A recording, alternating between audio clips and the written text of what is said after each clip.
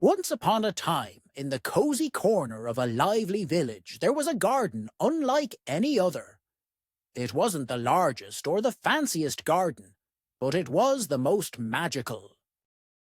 Flowers of every colour grew there, shimmering with a gentle glow, their petals soft as velvet, and their scents sweet enough to make anyone smile. The villagers called it the Giggle Gnome's garden, because its owner, a tiny gnome named Giggly, had the most infectious laugh in the whole realm. Giggly wasn't your average garden gnome. While most gnomes took their gardening very seriously, Giggly believed that laughter was the best fertilizer. He would hum cheerful tunes as he worked, his laugh bubbling up like a fountain whenever he spotted a new bloom. His garden flourished not because of perfect soil or fancy tools, but because of the joy he poured into it every single day. But there was a problem. Outside the garden's stone walls, the village had grown gloomy. People were stressed, busy, and grumpy, their laughter forgotten amidst the worries of their day. Giggly's glowing flowers still shone, but their light didn't reach far enough to brighten the villagers' lives. One rainy morning, as Giggly tended to his flower beds, 3 children from the village wandered into his garden. Ella, the eldest, carried a basket filled with vegetables she'd been sent to deliver but had forgotten about. Max, her younger brother, dragged his feet, scowling at the drizzle, while little Tessa hid behind them, her face shadowed with shyness. "Good morning, my little rain clouds," Giggly called, his voice as warm as a sunny day. "Why the long faces? This is a garden of giggles, not grumps." Ella forced a polite smile. "We're just busy, that's all. We didn't mean to bother you." Giggly hopped onto a small mushroom stool and grinned. "Nonsense! No one is a bother here. Come, come, let me show you something magical." Curiosity flickered in Ella's eyes. Max raised an eyebrow, but shuffled closer, and Tessa peeked out from behind her sister. Giggly led them to the center of the garden, where a ring of sparkling flowers swayed gently, even though there was no breeze. "These," Giggly explained, "are Laughter Lilies. They bloom brightest when people laugh together. But lately they've been drooping. You wouldn't believe it, but I think this garden is lonely for your laughter."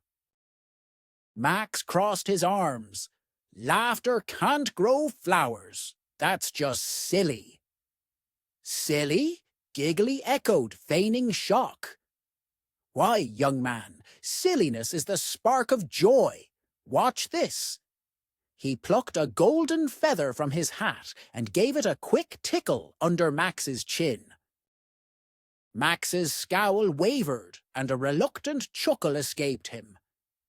The Laughter Lilies shivered, their glow intensifying. "See?" Giggly said, winking. "The garden knows when it's loved." Ella stepped forward, intrigued. "But how can laughter fix everything? The village isn't just grumpy, it's full of problems. What can giggling do about that?" "Ah," said Giggly, his eyes twinkling.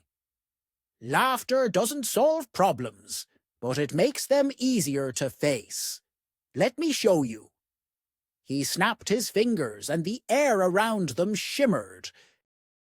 Suddenly, they were standing in a part of the garden they hadn't seen before, a shadowy corner where the flowers drooped and the air felt heavy. "This," Giggly said softly, "is what happens when laughter disappears. These flowers used to be as bright as the others, but they've withered. They need your help." Ella, Max, and Tessa exchanged uncertain glances. "What do we do?" Tessa whispered. "You need to share laughter and kindness," Giggly replied.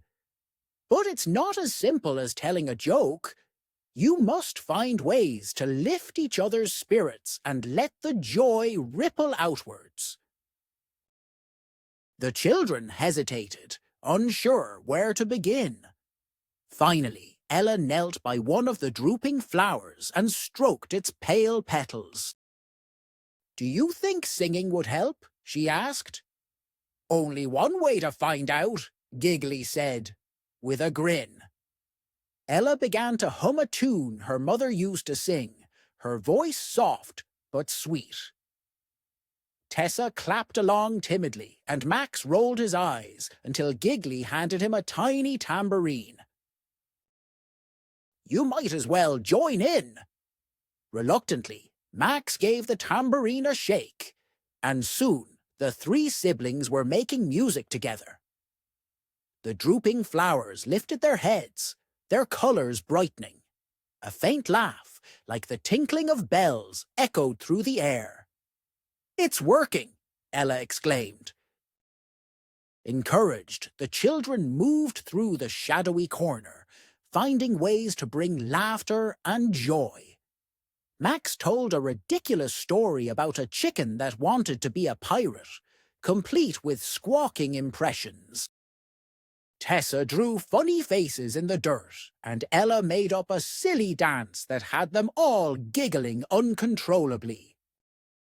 With every laugh, the flowers bloomed brighter, and the air grew lighter. By the time they finished, the once dark corner of the gardens sparkled as brilliantly as the rest.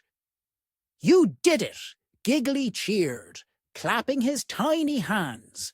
"You brought the garden back to life."